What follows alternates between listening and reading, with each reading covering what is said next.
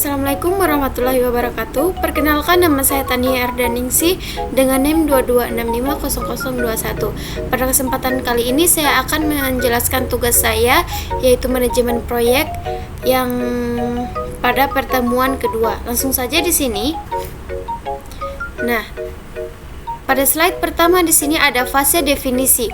Tujuannya yaitu untuk memahami dengan baik masalah-masalah yang dihadapi oleh user dalam memperkirakan biaya, waktu, dan penyesuaian suatu proyek. Kemudian ada 3 aktivitas utama pada fase definisi. Yang pertama yaitu memahami dan menganalisa masalah-masalah dari kebutuhan user atau requirement analysis dalam membuat proyek TI. Kemudian kedua, keputusan apakah proyek dilaksanakan atau tidak. Jika proyek siap dilaksanakan, maka seorang manajer proyek harus menganalisa resiko yang mungkin terjadi yang dapat menggagalkan proyek tersebut. Kemudian yang ketiga, yaitu membuat proposal berupa perkiraan dalam hal rancangan, biaya, serta waktu penyelesaian suatu proyek. Di sini juga ada dokumen kebutuhan requirement dokumen.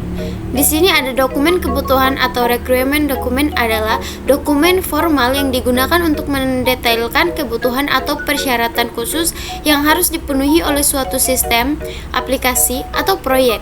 Kemudian dokumen ini umumnya mencakup kebutuhan fungsional, kebutuhan non-fungsional, batas sistem, serta kriteria validasi dan verifikasi. Tujuannya adalah untuk memastikan bahwa semua pihak yang terlibat dalam pengembangan proyek memiliki pemahaman yang sama tentang apa yang diharapkan dari sistem atau aplikasi yang akan dikembangkan. Lalu di sini ada dokumen kebutuhan, biasanya meliputi pendahuluan, deskripsi umum, kebutuhan spesifik. Yang pertama 1 kebutuhan fungsional, kebutuhan non-fungsional. Kemudian 4 glosarium, 5 lampiran. Nah, di sini ada dokumen kebutuhan pada bagian RD menyatakan masalah-masalah yang dihadapi user dan solusi umum yang dibutuhkan. Bahasanya berorientasi pada bahasa yang digunakan oleh user sehari-hari dan jauh dari bahasa komputer. Kadangkala dokumen RD digunakan sebagai permohonan untuk sebuah proposal atau request for a proposal atau RFP.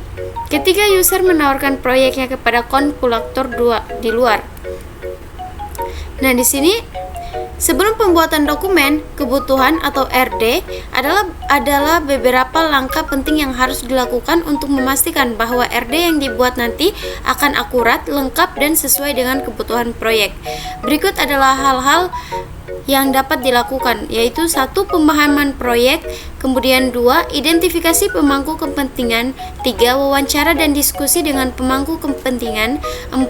Analisis pasar, 5. Studi kelayakan, 6. Identifikasi kebutuhan awal, 7. Penyusunan kerangka kerja RD, 8. Evaluasi teknologi yang diperlukan, kemudian 9. Pembuatan prototipe awal, 10. Penyusunan jadwal dan rencana kerja.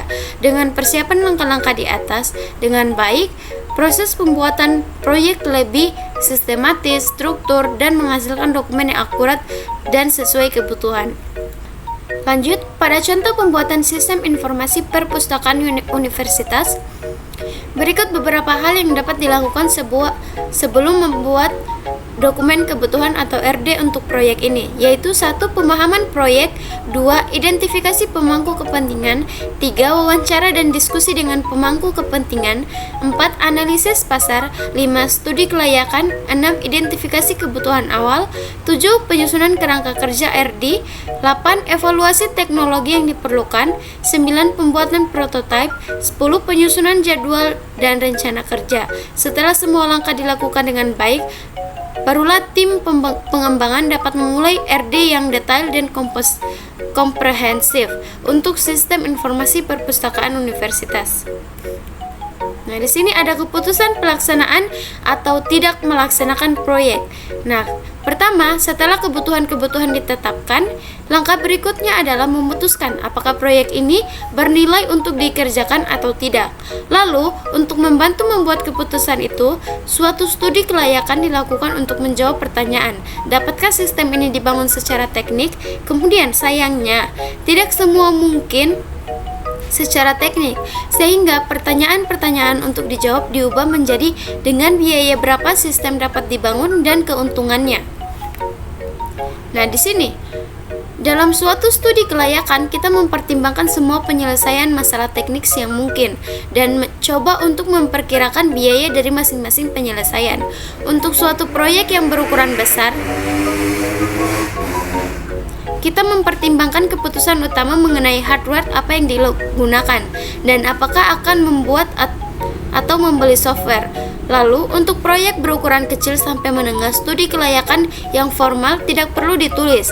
Biasanya cukup dengan mengangkat seseorang untuk mempelajari penyelesaian masalah yang mungkin nilainya keuntungan-keuntungannya.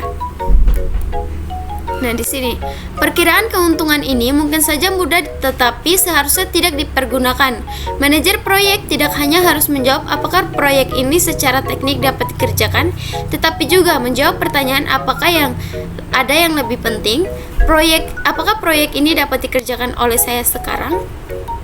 Nah, manajer proyek harus bertanya pada diri sendiri, apakah proyek yang ada memiliki peluang untuk sukses atau proyek tersebut akan mengalami kegagalan disebabkan oleh terbatasnya sumber-sumber pengetahuan atau risiko di luar kekuasaannya. Tidak terkira, proyek-proyek telah gagal secara keseluruhan maupun sebagian karena orang mengabaikan tanda-tanda penting dan nyata yang menunjukkan kegagalan. Setiap rencana dipengaruhi oleh risiko.